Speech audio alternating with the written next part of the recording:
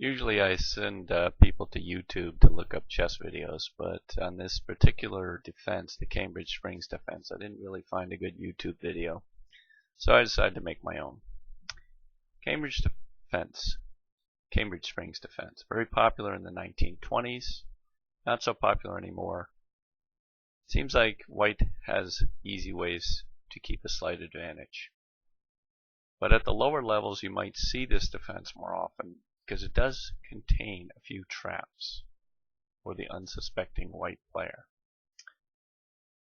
Alright, sequence of moves: d4, d5, c4, e6, knight c3, knight f6, bishop g5, knight bd7. I would call this black's first attempt to set a little trap for white. This is the elephant trap position. And if white thinks that this pin on the knight will prevent black from playing knight bd7 in this position, he's mistaken. And this trap occasionally catches a few players. So white attempts to win a pawn. But as you can see, this is not an absolute pin, and black can simply take this. And if white captures, you have the Zichensweg bishop b4 check.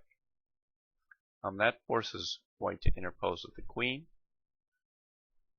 Black can calmly take the bishop and emerge a piece up. Alright, the elephant trap.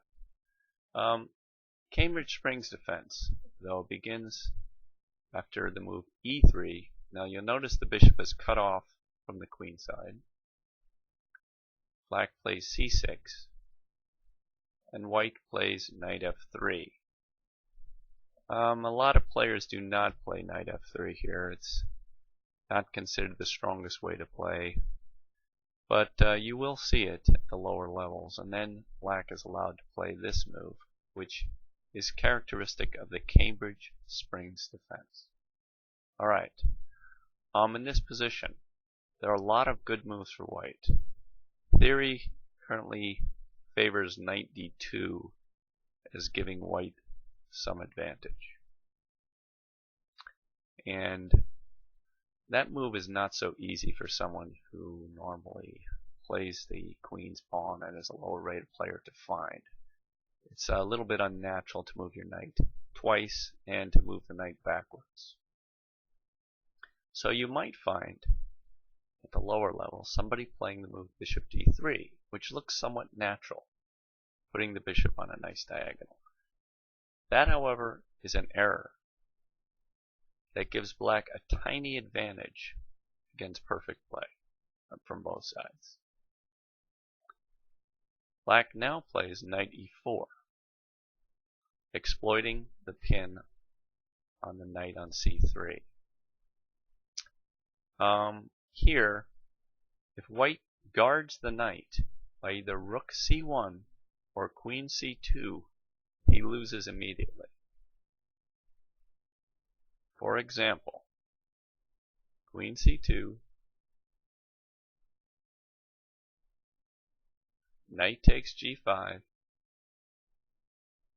and now if knight takes, then d takes c4, and black has created a double attack.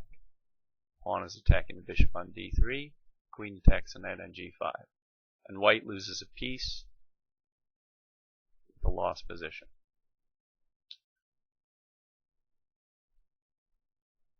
So what if black plays knight e4 and white plays absolutely perfectly? I was a little bit curious about this, and still black emerges with a tiny microscopic advantage. Bishop takes e4, d takes knight e5. Now here's an interesting trap which might catch black.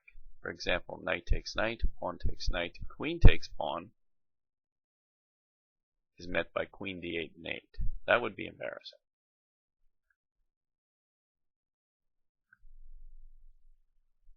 So here, actually the best sequence of moves is probably this. Knight takes e5, d takes. Now not greedily taking the pawn at e5, but first h6,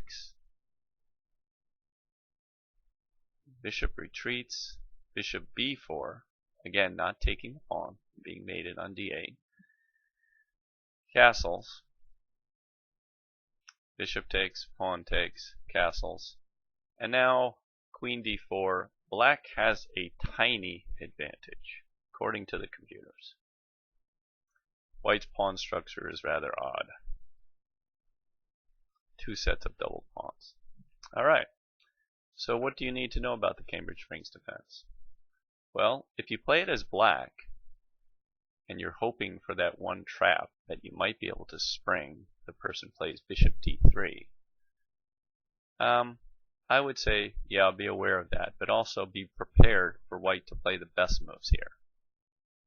As always, expect your opponent to play the best move. So, knight d2,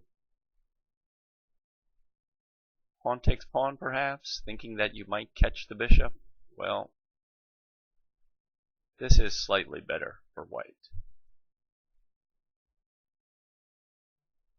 And you can see that although black has the two bishops, white has a very free position. All his pieces are well placed, and he has a space advantage. So I would say white has about a half a pawn advantage here. And theory seems to say that black struggles a bit even with his bishop pair. So Cambridge Springs defense, not seen very often among the top players. Might be seen more often at the lower levels because of a couple of traps.